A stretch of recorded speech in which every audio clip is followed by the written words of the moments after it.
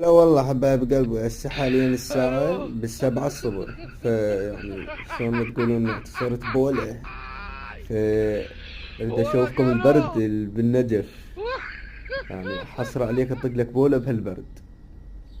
هي مشكلة لا تقدر تبني لك تواليت بالغرفة. لا تقدر مثلا جهاز تحط لك للقير ويعبر. فالمشكلة هي الغرفة يعني أنا هيتر بيها وهاي الأمور كلها مجهزة دافية يعني. بس تعال أشوفكم البرد، يعني حصر عليك واحد يطلع.